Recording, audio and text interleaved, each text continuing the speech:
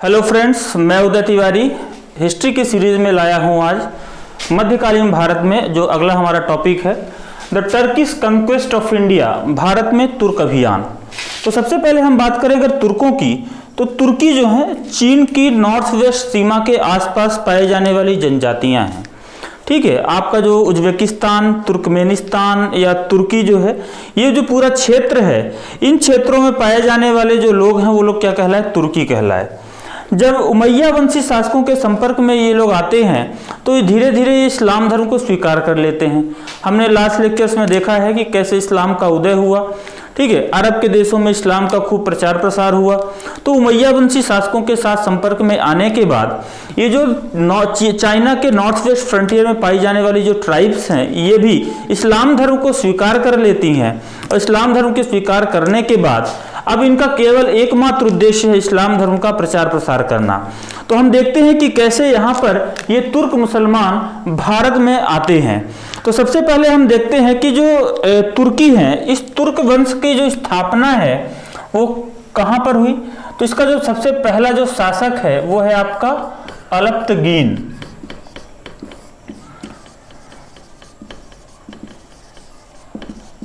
अलप्तगीन सामानी वंश के शासकों का एक तुर्क दास था। सामानी वंश जो कि आप उज्बेकिस्तान में एक स्थान है बुखारा,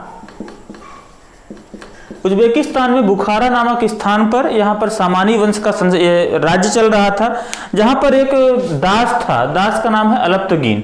वहाँ पर सामानी वंश के शासकों के पतन के बाद इसने एक स्वतंत्र सल्तनत की स्थापना करी और ये अपनी राजधानी बना लेता है कहाँ? गजनबी में, या जिसे हम बोलते गजनी।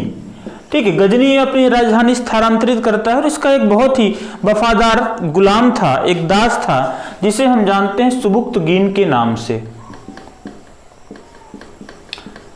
सुबुक्तगीन। जब हमने यहाँ पर सामानी वंश के जो शासक हैं उनमें आपसी विद्रोह होता है। वहाँ का एक राजा था अब्दुल मलिक। अब्दुल मलिक का भाई और उसके चाचा के बीच में जब संघर्ष होता है तो अलप्तगीन ने इस संघर्ष का फायदा उठाया और गजनी के साम्राज्य पर उसने अपना अधिकार कर लिया। और उस अधिकार में उसके जो सबसे वफादार गुलाम थे उसमें से सुबुक्तगीन, उसने उसकी सहायता करी। करीब 800 वफादार सैनिकों के साथ उसने गजनी पर आक्रमण किया और गजनी पर अधिकार कर लिया और अपना उत्तराधिकारी सुबुक्तगीन को नियुक्त करता है। सुबुक्तगीन अब पहले गुलाम था, बाद में उसका जब ये शासक बनता है, उत्तराधिकारी बनता है, इसलिए अलप्तगीन ने अपनी लड़की के साथ इसका विवाह भी करवा दिया। तो इस तरीके से इसका दामाद भी बन जाता है और इस तरीके से यहाँ पर सुबुक्तगीन से ही भारत में तुर्कों के आक्रमण की कहानी की शुरुआत होती है। इसके सबसे पहले हम कारणों की बात करते हैं कि तुर्कों ने आखिर भारत पर आक्रमण क्यों किए। ठीक, तो तुर्कों के आक्रमण का जो सबसे प्रमुख कारण रहा है, ठीक है, इस्लाम धर्म का प्रचार प्रसार करना। क्योंकि जब यहाँ इस्लाम धर्म को इन लोगों ने स्वीकार कर लिया था तो इन्होंने वहाँ के जो खलीफा हैं, खलीफाओं के आदेश के थ्रू इस्लाम के प्रचार प्रसार के लिए इन्हें एक जगह से दूसरी जगह तक जाना पड़ा। ठीक है, दूसरा, भारत जो है मूर्ति पूजकों का देश माना जाता था। भारत में मूर्ति पूजा बहुत अधिक मात्रा में हुआ करती थी। ठीक है, तो यहाँ पर मूर्ति पूजा के ये लोग विरोधी थे। इस कारण से मूर्ति पूजा के विरोध के कारण एक और कारण बन जाता है जिस कारण से वो भारत पे आक्रमण करते हैं। अब क्योंकि इस्लाम का प्रचार प्रसार करना है, ठीक है, उसके लिए धन की आवश्यकता होगी। ठीक है, धन एकत्रित करने के साथ साथ यहाँ पर एक हिडन मोटिव भी है कि अपनी सैन्य से शक्तियों का विस्तार करके अब मध्य एशिया के जो क्षेत्र है वहां पर अपनी स्थिति को मजबूत करना, जिससे कि कोई इनका विरोध ना कर सके। ठीक, इस तरीके से धन संग्रह करने के कारण, सैन्य शक्ति को मजबूत करने के कारण और मूर्ति पूजा का विरोध के लिए यहाँ पर इस तुर्कों ने भारत पे आक्रमण किया। लेकिन इसके पीछे एक तात्कालिक कारण भी रहा है।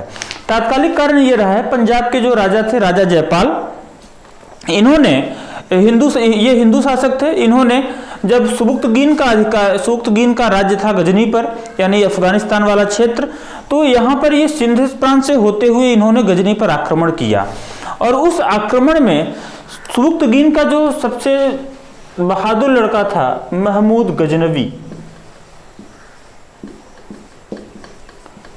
मात्र 17 वर्ष की उम्र में उसने इस युद्ध में पार्टिसिपेट किया और राजा जयपाल को युद्ध में पराजित कर देता है। लेकिन ये यहाँ पर शांत नहीं बैठता है, इसे अपनी बेइज्जती महसूस हुई। उसे लगा कि राजा जयपाल ने उसकी बेइज्जती करी है, इस कारण से अपनी बेइज्जती का बदला लेने के लिए वो भारत पर आक्रमण करता है। तो आक्रमण की शुरुआत सबसे पहले उसने 1001 ईस्वी में राजा जयपाल पर ही करी है। ठीक है, तो महमूद गजनवी मात्र 17 वर्ष की उम्र में भारत पर पहली बार आक्रमण करता है और महमूद गजनवी ने करीब 17 बार भारत पे आक्रमण किए हैं, अलग अलग जगह पर अलग अलग आक्रमण किए और खूब लूटपाट करी है।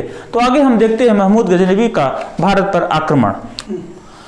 तो आगे हम देखते हैं महमूद गजनवी को। हमने बात करी महमूद गजनवी मात्र 17 वर्ष की उम्र में, ठीक है, युद्ध में पार्टिसिपेट करता है और अपनी हार का बदला लेने के लिए वो भारत पर आक्रमण करता है। ठीक है, महमूद गजनवी के जो वंश को हम यामिनी वंश के नाम से भी जानते हैं। महमूद गजनवी का जो वंश है वो यामिनी वंश के नाम से भी जाना जाता है। ठीक है, ये वो विश्व का पहला सुल्तान है। महमूद गजनवी विश्व का पहला सुल्तान है, ठीक है, जिसने सिस्तान के राजा को युद्ध में पराजित करने के बाद ये उपाधि धारण करी थी। ठीक है, महमूद गजनवी के ऊपर बहुत सारी पुस्तकें भी लिखी गई हैं, जैसे आप तहकीके हिंद या तारीखे यामिनी, ठीक है, या किताबुल हिंद भी जानते हैं। ठीक है, इन पुस्तकों से हमें इसके यामिनी वंश के होने के बारे में जानकारी मिलती है। तो हम बात कर रहे हैं महमूद गजनवी के भारत पर आक्रमणों की। तो महमूद गजनवी का भारत पर पहला आक्रमण राजा जयपाल के खिलाफ 1001 ईस्वी में किया गया था, जिसमें राजा जयपाल बुरी तरीके से युद्ध में पराजित होते हैं। महमूद गजनवी युद्ध में विजयी होता है और यहाँ युद्ध की पराजय को झेलने के बाद महमूद गजनवी ने राजा जयपाल व उसके संबंधियों की, उसकी पत्नी, उसके बच्चों के सामने उसकी खूब बेइज्जती करी। उसके शरीर से सारे आभूषण छीन लिए जाते हैं और उस हार के पश्चात उसे बहुत ज़्यादा धन देना पड़ता है हरजाने के रूप में। ठीक है, अपमानित जयपाल ने जलती हुई चिता में ही अपने आप को जला दिया और वो मृत्यु को प्राप्त होते हैं। इस तरीके से जब यहाँ पर धीरे धीरे आसपास के क्षेत्रों पर महमूद गजनवी ने अपना अधिकार कर लिया और 1005 ईस्वी में वो दोबारा से वापस गजनी की ओर लौट जाता है।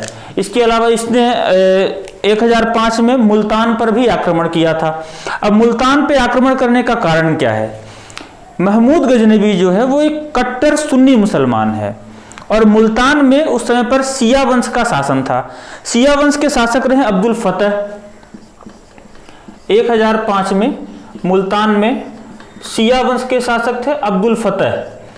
तो इन पर यह आक्रमण करता है। ठीक है, ये इस्लाम के कट्टर सुन्नी विचारधारा को मानने वाला था, इस कारण से इसने यहाँ पर शिया वंश के शासक के ऊपर आक्रमण किया। दूसरा एक कारण और भी था, राज्य का विस्तार, ठीक है, शक्ति का विस्तार। फिर उसके बाद हम देखते हैं महमूद गजनवी का पहला मंदिर पर अटैक, क्योंकि महमूद गजनवी वह शासक है जिसे यह माना जाता है कि इसने मंदिरों को खूब लूटा है, मंदिरों की खूब तोड़फोड़ करी है। तो 1008 में नागरकोट में ज्वाला देवी मंदिर जो हिमाचल प्रदेश में है, यहाँ पर यह अटैक करता है, मंदिरों को तोड़ता फोड़ता है, खूब सारा धन वसूल करता है।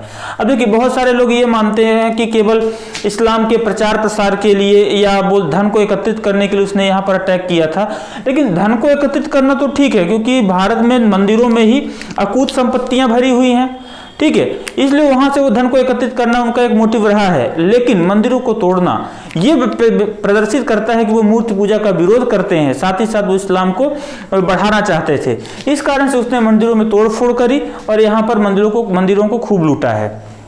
उसकी पहली हार, हर जगह जीत नहीं मिली है उसे, उसकी पहली हार 1015-16 में राजा संग्राम राज जो कि कश्मीर के शासक थे, इसने 1015 में कश्मीर पर अटैक किया। वहां पर संग्राम राज का शासन था और महमूद गजनवी को मुंह की खानी पड़ती है और जब तक वो जीवित रहा दोबारा कश्मीर की ओर उसने कभी रुख नहीं किया, कश्मीर की ओर कभी उसने मुड़कर नहीं देखा। और उसके बाद 1025 में उसने सोमनाथ मंदिर पर, सोमनाथ में शिव जी का जो मंदिर है उस पर अटैक किया। इस मंदिर यहाँ पर इस समय पे बघेल वंशी शासकों का राज्य था, जिसमें भीम प्रथम यहाँ के शासक थे। भीम प्रथम युद्ध से भाग जाते हैं और इस तरीके से उसने पूरे नगर को खूब आसानी से लूटा, मंदिरों में खूब तोड़फोड़ करी और वहां पर जितनी भी संपत्ति थी उसको लूट लिया और लोगों को जबरदस्ती इस्लाम धर्म में कन्वर्जन और सारी चीजें होती रहीं। 1030 में अंततः इसकी मृत्यु होती है और मृत्यु के बाद इसके साथ जुड़ी हुई कुछ इंपॉर्टेंट फैक्ट्स जो हमारे एग्जाम के लिए इंपॉर्टेंट है। जैसे सबसे पहला जो फैक्ट यही बनता है कि किस वंश का है, तो आप ध्यान रखेंगे यामिनी वंश का है। ठीक है, इसके साथ 1018 ईस्वी में एक इतिहासकार भारत आता है जो कि श्रीलंका के दौरे पर भी जाता है। ठीक है, तो ये ध्यान रखिएगा, ये प्रश्न बहुत बार एग्जाम में पूछा गया है। तो कौन सा वो इतिहासकार है जो महमूद गजनवी के शासनकाल में भारत आता है, तो ध्यान रखेंगे अल-बरूनी। अल-बरूनी वह इतिहासकार है जो महमूद गजनवी के साथ 1018 ईस्वी में भारत आया। अल-बरूनी को भी इसने ख्वारिज्म शाह से युद्ध में प्राप्त किया था, ख्वारिज्म शाह को युद्ध में पराजित कर दिया था, वहां से इसने अल-बरूनी को जैसे इतिहासकार को प्राप्त किया है। और इनकी एक बुक है जिसे हम जानते हैं किताब-उल-हिंद, जिसमें 80 अध्याय हैं। ठीक है, जिसे हम तहकीक-ए-हिंद के नाम से भी जानते हैं। इसके अलावा महमूद गजनवी के राज्य में कुछ और भी इतिहासकार पाए जाते हैं। जैसे आपने सुना होगा फिरदौसी के बारे में, फिरदौसी भी एक इतिहासकार रहा है। उतबी ये भी एक इतिहासकार है जो उसी के दरबार में पाया जाता है। ठीक है, तो एग्जाम में पूछा जाता है कि कौन कौन से इतिहासकार महमूद गजनवी के दरबार से संबंधित है। फिरदौसी है, फिरदौसी की एक बुक है जिसका नाम है शाहनामा, तो शाहनामा फिरदौसी की बुक है।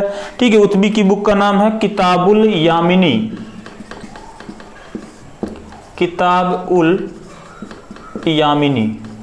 तो इस तरीके से हमने देखा कि भारत में तुर्कों के अभियान से बहुत सारे रास्ते खुल जाते हैं। भारतीय शासन की यहाँ पे जितने भी शासक पाए जाते हैं उनकी कमजोरियों के बारे में अब लोगों को पता चल चुका है, और इस कारण से आगे आने वाले समय में बहुत सारे यहाँ पर शासक भारत पर अटैक करते हैं, जिसमें आगे हम देखेंगे मोहम्मद गौरी का आक्रमण, जिसमें मोहम्मद गौरी और पृथ्वीराज चौहान के बीच संघर्ष की कहानियां हम देखेंगे। पृथ्वीराज चौहान की और संयुक्ता की प्रेम कहानी के बारे में हम पढ़ेंगे। तो आगे की वीडियो को देखने के लिए चैनल को सब्सक्राइब करें। धन्यवाद।